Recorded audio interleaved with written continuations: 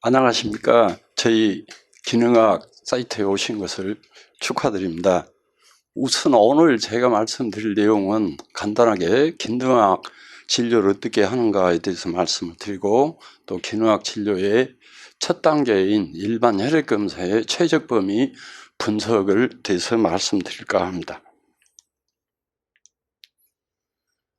기능학은 비감염성 만성 질환의 원인 치료를 하기 위해서 개발된 이런 새로운 의학인데, 현대의학에서는 치료제가 없기 때문에 증상을 억제하는 약으로 증상을 완화시키는 치료를 할 뿐입니다. 이 반해서 기능학은 만성질환의 주요 발병 원인인 식습관 이상과 영양 불균형, 운동습관, 수면습관, 스트레스 적응력, 환경오염과 장내 미생물 이상 등을 진단하여 교정함으로써 건강을 회복시키고 질병을 예방하는 이상적인 차세대 의료 모델로 이렇게 각광을 받고 있습니다. 그래서 앞으로 기능학이 현대의학을 나아갈 길을 미리서 안내해 주는 이런 의학이지 않냐, 이렇게 이 얘기를 하고 있습니다.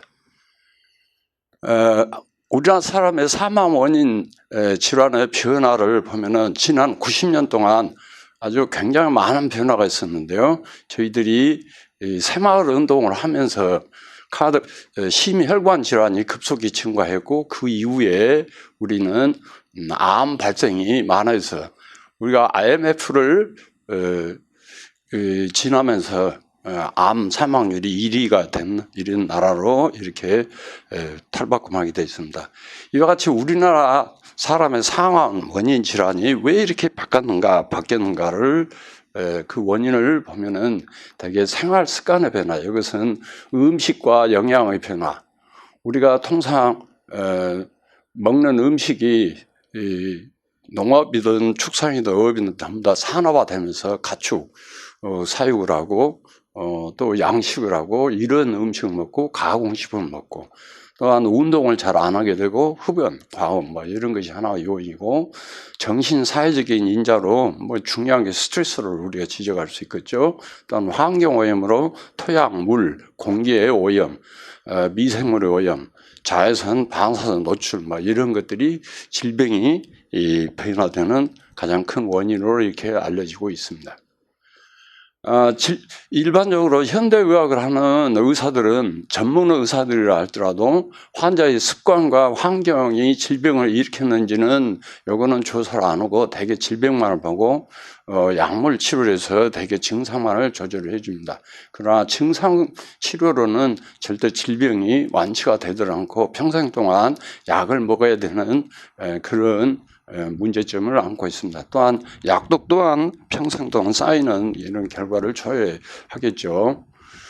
그래서 이거는 일종의 현대의학을 풍자하는, 말하자면 이런 풍자인데, 원인 치료는 안 하고 거기에 결과만을 치료하기 위해서 열심히 이렇게 바닥 청소를 하고 있는 이런 그 풍자를 하고 있습니다. 지금 비감염성 만성 질환은 절대 약으로는 치료되지 않습니다. 우리가 당뇨든 고혈압이든 천식이든 알러지든 우울증이든 암이든 이런 것은 비약물 치료는 되도록 안 하고 원인 치료를 해야 근본적으로 우리가 치료할 수 있겠습니다. 그래서 기능학에서는 원인을 찾기 위한 여러 가지 검사가 있는데요.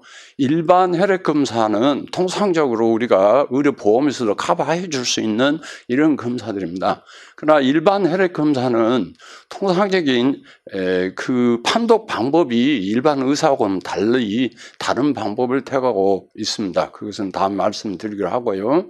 그 외에 위산을 검사한다든가 알러지 검사, 중금속 검사 이런 것들은 의료보험에서 커버되는 이런 검사들이고, 기능학 전문 검사로서 유기산 검사다거나 장내 장누수증 검사, 그러니까 음식 과민반응 검사를 본다든가, 아니면은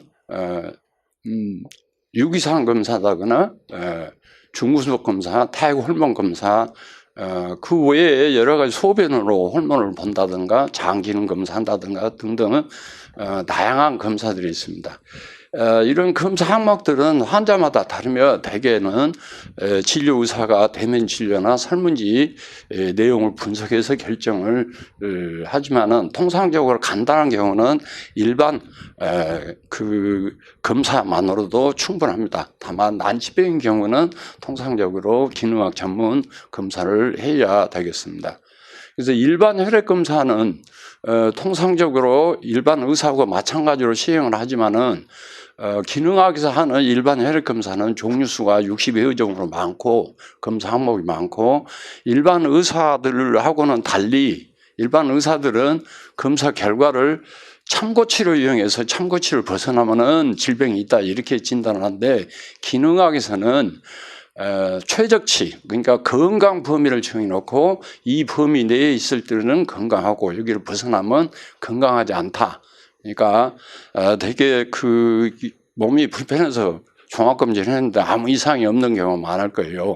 그런 경우는 일반 의사들은 질병으로 보기 때문에 이게 질병이 발생하기 전에는 병이 없다 이렇게 진단을 내립니다. 그리고 일반 의사들은 병이 없으면 건강하다고 얘기하지만은 기능학 의사들은 이 최적 범위 그러니까 건강 범위를 벗어나면은 건강하지 않다라고 얘기합니다. 이것을 우리가 이용해서 영양 불균형, 환경오염, 장내 미생물, 스트레스 적응 장애 뭐 이런 것들을 진단해서 우리가 원인을 찾아내는 일반 혈액만 가지고도 원인을 찾아내는 분석을 합니다.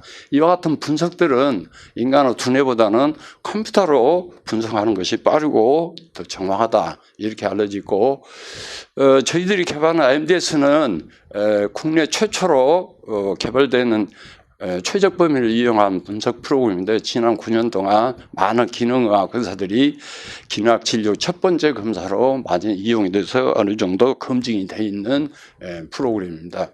한 예를 보면은 이 분은 일반 의사들이 판독을 하게 되면 여기서 그 레퍼런스 뭐니까 참고치를 벗어난 것은 이 환자는 대사증후군이 있다, 비타민 D 결핍이 있다 그것 말고는 일반 의사들은 알 수가 없을 겁니다.